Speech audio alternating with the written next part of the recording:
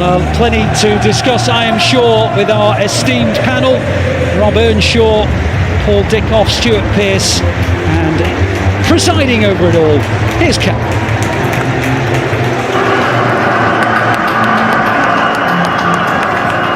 Welcome back to Matchday Live with me, Spellman. These are live pictures from the Etihad Stadium where Manchester City have beat Nottingham Forest 2-0.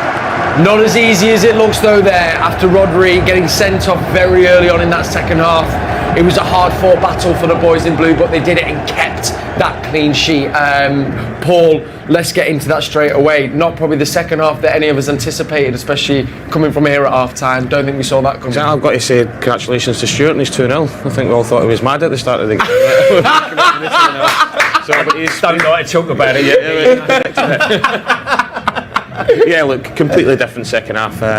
Obviously the sending off is a massive bearing on how City go and play, but I think they showed a different side to what they're about today, you know, and not very often you see Pep Guardiola going to a back five, 4 of that back 5 being centre halves, so it just shows you that they also, as well as we can play beautiful football, create loads of chances, score loads of goals, that they've got a determination to keep a clean sheet, and I think we've seen that today as well.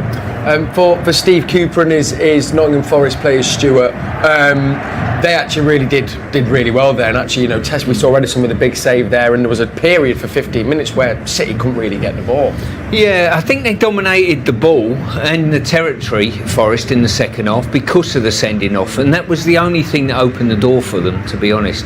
I think City dealt with that pretty well. That save at the end from Edison, absolutely sensational. We talked beforehand about what makes you lift 3 major trophies last year. It's the defensive resoluteness of the team, and we saw that from City once again, and the save was outstanding. Rob, I mean, coming away from this, obviously I think it's a great win for City, but for the second half for different reasons. For Nottingham Forest, what would you think is being said in the dressing room, and what will they be taking out of this game?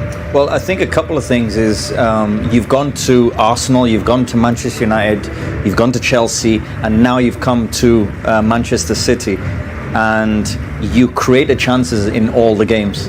And I think, especially the second half, yes, the sending off makes a difference, of course it does, but you still have to do it, you still have to go. And I think in the second half especially, you almost thought that they're going to get a goal and another one, and maybe it's a 2-2. And it probably, with the quality of chances that you were going to get, that's probably what it should have been, because they created good enough chances where you think you should do better. Edison saved them. Edison's brilliant with that save. But Forest, I feel like they can go away from this game do you know what, we represented ourselves very well, and we created chances against a top team, the best in the world. And we'll look forward to the next games, because it won't be harder than playing Manchester City. No, absolutely not. Let's look at the big turning point then. Not very far into the second half, Paul. It was a coming together, Morgan Gibbs-White and Rodri sending off. Thoughts on it? And I'll let these two talk about it, because my old man's weak bladder, I was actually in the toilet at the time, so I missed it out. But the lads have explained to me what it was, and by the sounds of it, a little bit soft, but as soon as you raise your hands at any point now, you're looking to get yourself into trouble. Well, we said, we were talking, and for me, I mean, Stuart said it, he said it should be 2 yellows, and for me, yes, probably right, it wasn't a red card. And I hate it when they hide behind the rules, violent contact, yes or whatever, but the football's still football. He's touched his across his throat, he's almost pushed him a little bit, and Gibbs-White knows what he's doing. He's waited and said, I've been touched, maybe I should go down. Yeah, that gives you a signal, because if it's on the training pitch, you know what's going on. Hey, come on, get up, let's go, play on, and you go on and you go about your day. And it wasn't a red card. No. I know VAR should now go into it and look at it and say, hey, that's a bit harsh. Give him a yellow, give them both yellows. Yeah. Or leave it to the referee and say, it's not what it should be, it's not what you first saw. Yeah. And that's it, really. I don't know what you think. Probably exactly that. If I was Stockley Park and we thought that when VAR was coming in, it would eradicate situations and make real clarity. I've watched an incident there that I think both players deserve a yellow card each. Get up, get on with the game. End of. Yeah. For a player to be sent off for pushing another player in the throat, the other player to go down with a delayed reaction, by the way, And on top of that, not just it could have lost his team the game, he's got a 3-match ban. Yeah. And Arsenal being one of the games and Newcastle away the other. Yeah. So the punishment doesn't really fit the crime either. Yes. Let alone the incident and the decision. Yeah, it's one of them though. On the flip side of it, and I agree with you guys though. You've got to be, if you're Rodri, probably going, I should have tried to keep my composure a little bit more. Do you think, Paul, as well? Is there that argument? Yeah, and it's unlike him. You know, it really is. That's his first straight red card in his career. Yeah, he never usually reacts. Like he'll break things up. He's really good at the old, when teams are breaking, giving a little foul for the team and things like that. But as in violent conduct or reacting to something, it's very strange for him to do that. But you know, we're talking about, can you appeal it? Can you not appeal it? But if the ref's seen it, VAR's seen it, there's no chance of getting that turned around, because they're not going to go back on it anyway, and he's going to miss 3 games. But you know, what a great chance for Calvin Phillips now. Yeah. You know, he's not at the game time he wanted, his injuries, whatever, last season, and I thought he'd done really well when he came on today. So I think everybody at the club with Calvin, because he's such a good guy, you know, everybody's so desperate for him to do well, and he's got a great chance coming up in the next few games to show everybody what he's all about. He's top. Yeah, really I hope he does, because I like him as a player anyway, and I spent a few minutes with him. He's just such a genuine guy that you go and do well, and this might be the biggest moment for him. The catalyst for him. Yeah, and I hope it is. And by the way, missing Rodri for those 3 games is huge. Of course, you know, the Arsenal game is the key one. He is probably the number 1 player that Pep was thinking, I do not want to miss him. He's already missing De Bruyne. Haaland, yes, of course, but Rodri makes the City team tick. Yes. Everything is revolved around his control in the midfield. So big miss. Big miss, big boots to fill. And as we've said there, Stuart, I wondered, you know, your take on Calvin Phillips as well. Obviously, I think fans sometimes forget it's so difficult when you're not playing to get, you know, build momentum, build confidence. Have you seen enough from his time at least? Do you think he has the ability to fill in for Rodri? Judging solely on his time at Leeds, I think he's been absolutely outstanding talent. You know, I'm not betraying confidences here. We put a big money offer down at West Ham to bring and pair him up with Declan Rice a couple of years ago. We thought that would work, as it has for England, would be really good. He's ended up going to City, and for whatever reason, it hasn't worked for him as yet. But he's certainly a great kid, great professional, and a great talent. But he needs game time, and he's desperate for game time. And this might just be the opening he needs. Absolutely. Let's take a slight pause here in the studio. FG is pitch side. FG, over to you, my friend. And breathe, what a second half performance. Manchester City 2, Nottingham Forest 0. Great first half, Sean, but the second half exploded straight away, didn't it? It did. You know, we had to send it off, and really for me it was interesting to see, because we always know that City can keep the ball. It's 11v11 with 10 against 11. They adapted in terms of being able to throw more attacking players on, and it showed you how good we are. I think the most impressive thing about today is being able to walk away having kept a clean sheet as well. So Pep would be delighted having kept a clean sheet with the amount that they were throwing in terms of their attack as well. Unfortunately, the first red card of his career for Rodri. He'll miss 3 games, but a man who stepped in and did very, very well is our favourite, isn't it? It's Calvin Phillips. What a great guy as well. He deserves it. Yeah, absolutely brilliant. And again, having the legs, well, he's coming on fresh, but being in there again gave him the period to be able to say, this is what I can do. We went to it was like a 5 essentially, with 3 with Foden staying up, so it was like a 5-3-1. And it was interesting because some teams will play like 4-4-1, but Pep decided to go 5-3-1, and as we see, it worked out superbly. Calvin Phillips in there again, being aggressive when he needed to, keeping possession when we needed to, all the way through. The team was absolutely brilliant. I think it's a message as well for the rest of the league, how this team can also dig deep and can play sort of, so to speak, the ugly side of the game and do it so well. Like you said, a clean sheet, a great save by Edison at the end, but game management was fantastic, wasn't it? Wow, you mentioned that save. I was just waiting for the net to move because it was a really good strike. He's gotten down on his left hand. It must have been the best part of about 13-14 yards. A volley, side volley. Edison gets down, matches it, parries it out for a corner.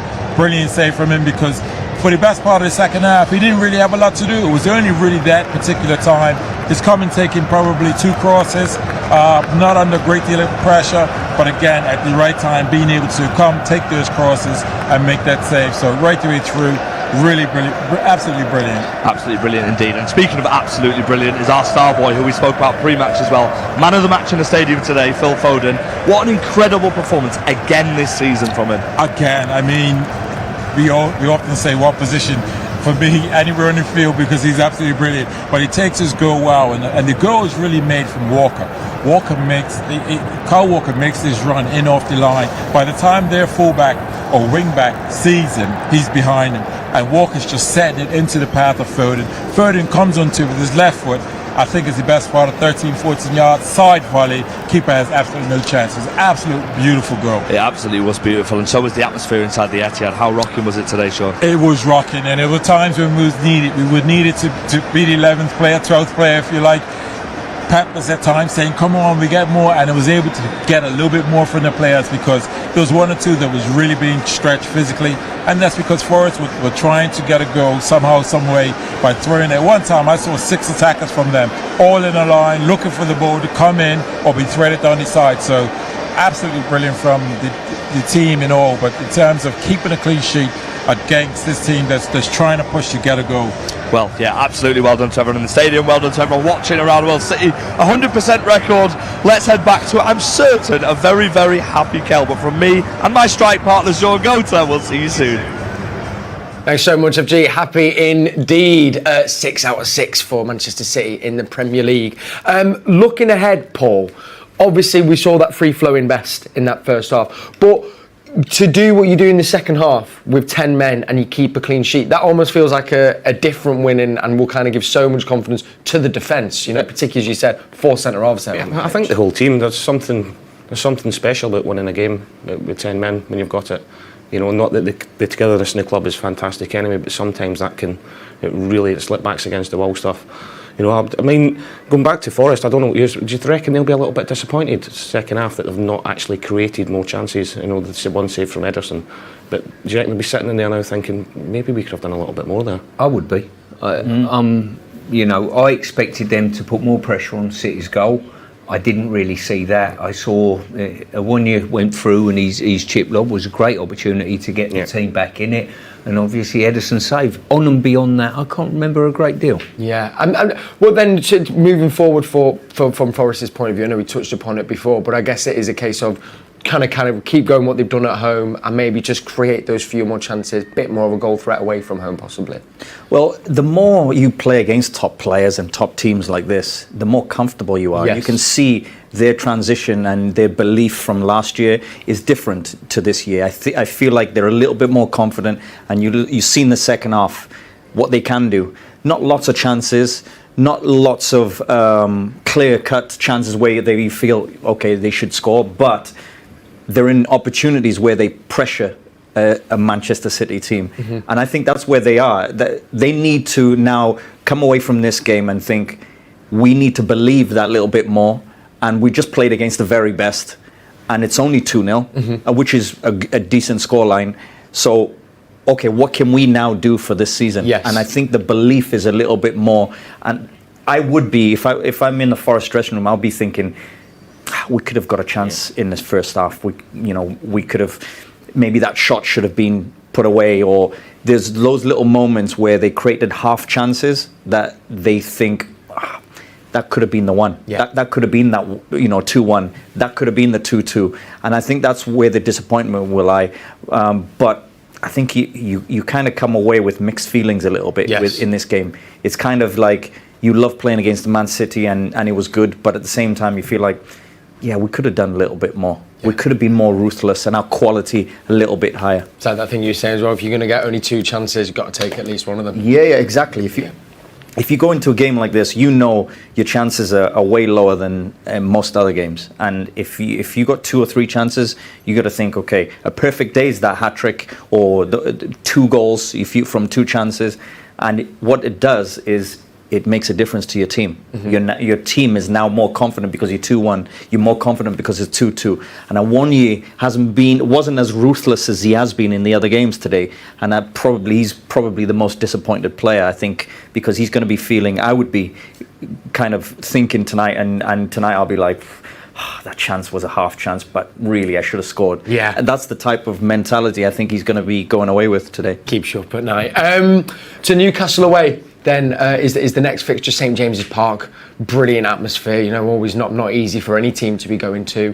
Do you think we'll maybe see some changes as well, Paul, just looking ahead to that game? I think there might be. I think if you look at, you said before, 6 wins out of 6 of Premier League, 7 if you include the Champions League, 7 wins out of 7, and just before kick-off, walking down the corridor and you see John Stones, you see Kovacic, you see Kevin De Bruyne, you see Bernardo Silva, and we've just won 7 games out of 7 without them in the team.